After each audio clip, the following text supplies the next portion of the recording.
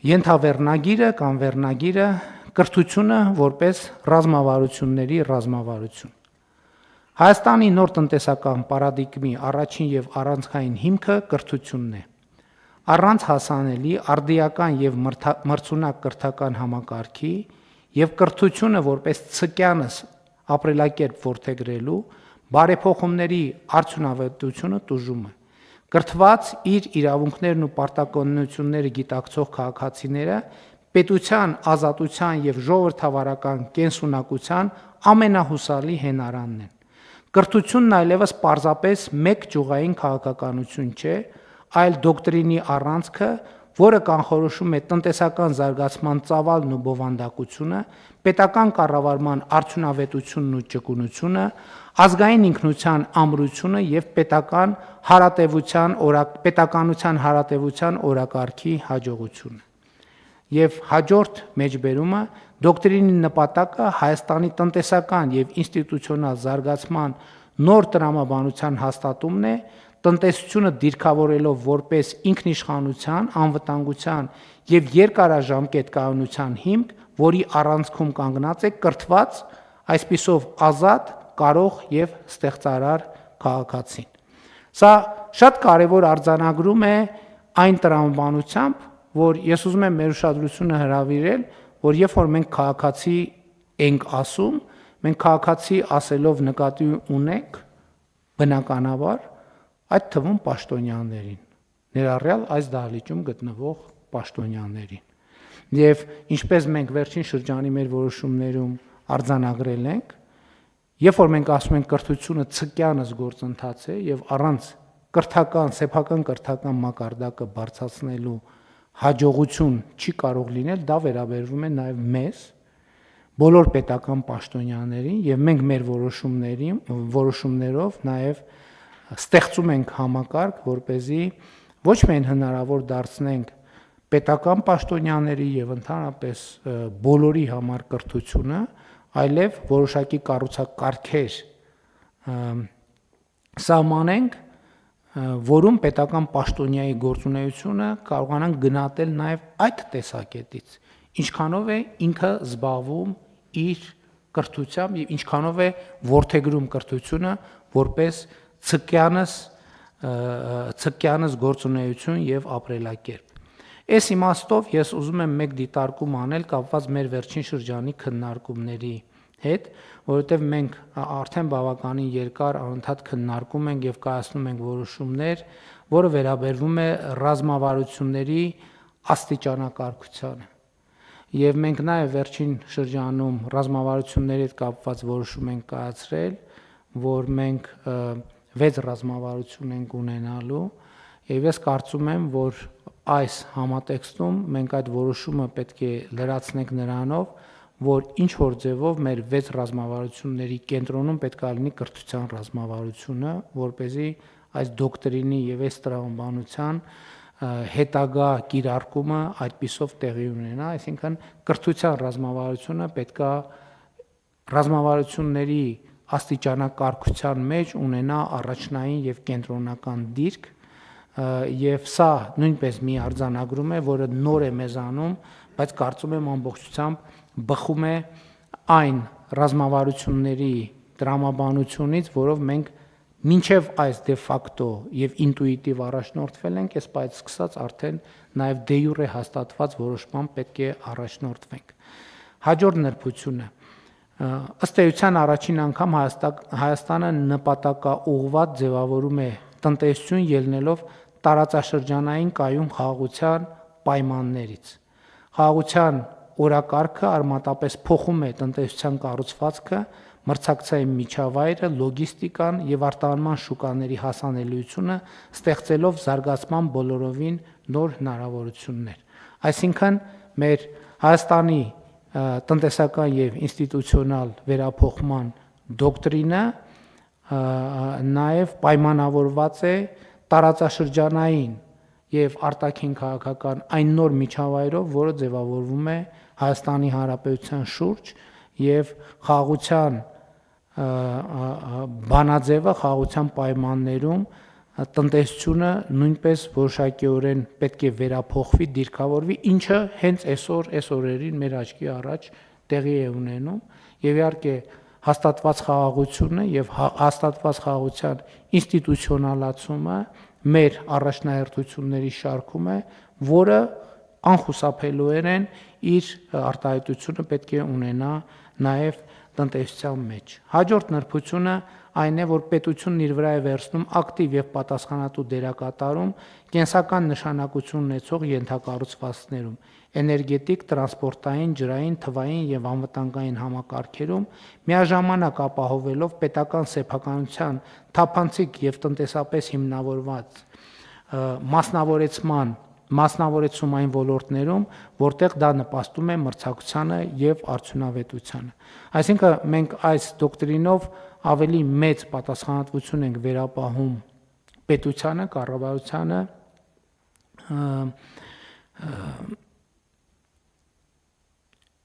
ստրատեգիական նշանակության կամ կրիտիկական ենթակառուցվածքների կառավարման գործում միևնույն ժամանակ չբացառելով, որ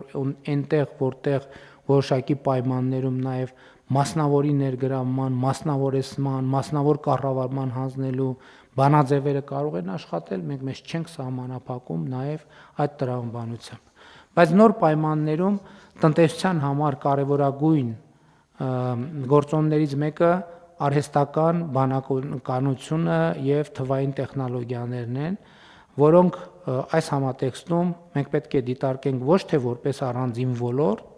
այլ որպես նոր տնտեսական, սոցիալական եւ հանրային իրողություն։ Այսինքն արհեստական բանականությունն էլ ոչ թե ինքը առանձին վերցրած ոլորտ է, այլ մի ոլորտ է, որը բացարձակապես ազդում է ամեն ինչի վրա։ Ինչպես կրթությունը, որը մենք այլևս չենք նայում որպես առանձին ոլորտ, արհեստական բանականությունն էլ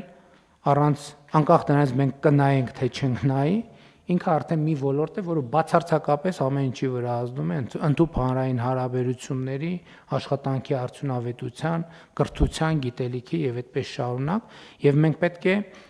առանձնահատուկ ուշադրություն դարձնենք, որպեսզի այդ մոտեցող ալիքը ոչ թե սպասենք, որ մոտենա այդ ալիքը, այլ մենք ինքներս նախապատրաստենք, այդ ալիքը բերենք որոշակի կառուցակարգերով, ինտեգրենք մեր կյանքին,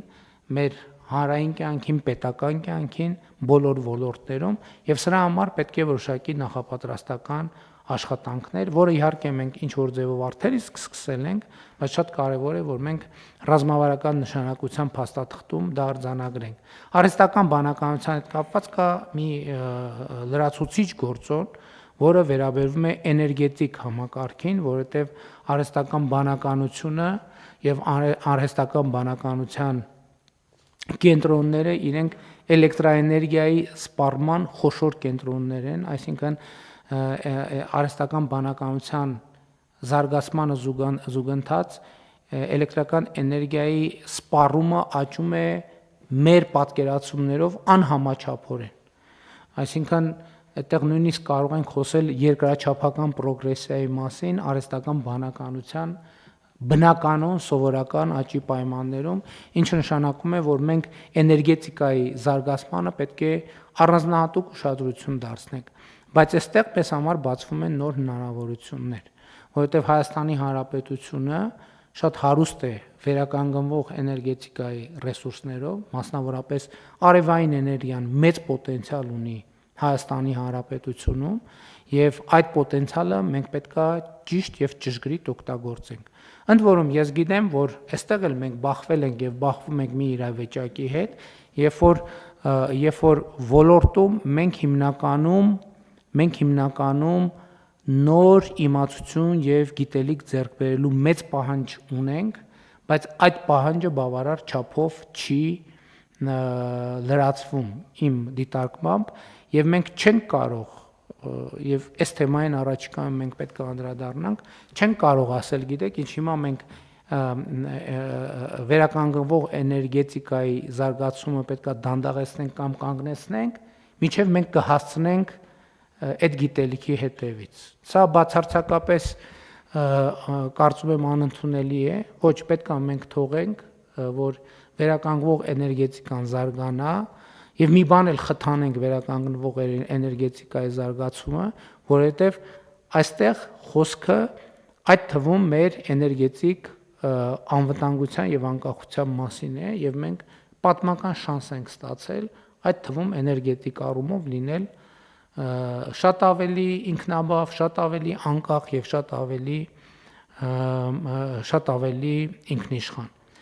Այս առումով ուզում եմ ընդգծել, որ դոկտրինում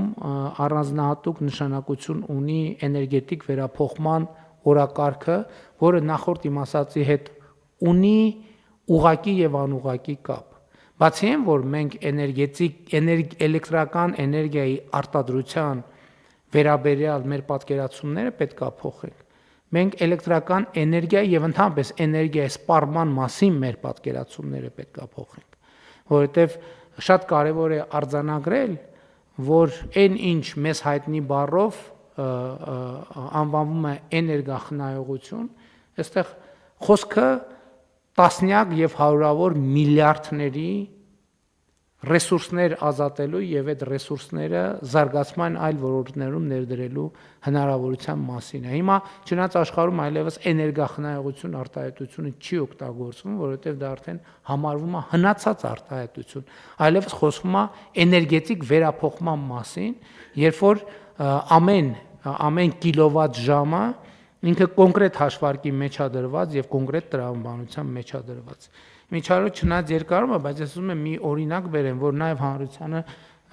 պարզ լինի, թե ինչի մասին է խոսքը։ Ինձ համար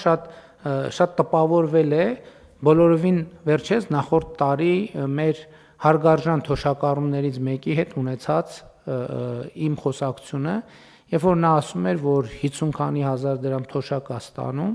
եւ այդ 50 քանի հազար թոշակից մոտավորապես 27-28 հազարը ծախսում է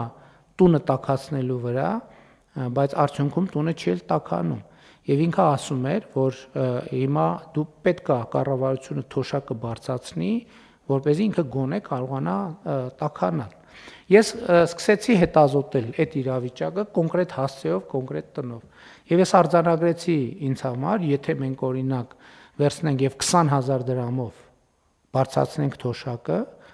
նույն քաղաքացին էլեկտրական էներգիայի վրա եւ տուն տաքացնելու վրա ծախսելու արդեն ոչ թե 27000 դրամ, այլ ծախսելու է 35000 դրամ, բայց տունը միևնույնն է չի տաքանալու, որովհետեւ այդ տանը կան բազմաթիվ խնդիրներ, սկսած պատուհաններից, վերջացրած դռներով եւ այլն, վերջացրած պատերով եւ այլն եւ այդպես շարունակ։ Եվ հետեւաբար մեր խնդիրը մենք սովորաբար ինչով ենք գնում, ասում ենք դե 27000 դրամը քիչ է տունը տաքացնելու համար, եկեք ծախսենք 35000 դրամ, բայց մեկը 35000 դրամով էլ տունը չի տաքանում, միևնույնն է, որովհետև տունը տաքացնելու համար մենք ընդհակառակը պետք է մեծ հաշվով փորձենք ծախսել ավելի քիչ, ասենք 18000 դրամ, եւ ներդրումներ անենք, որպեսզի տունը բնակարանը էներգետիկ առումով ամբողջությամբ վերափոխվի։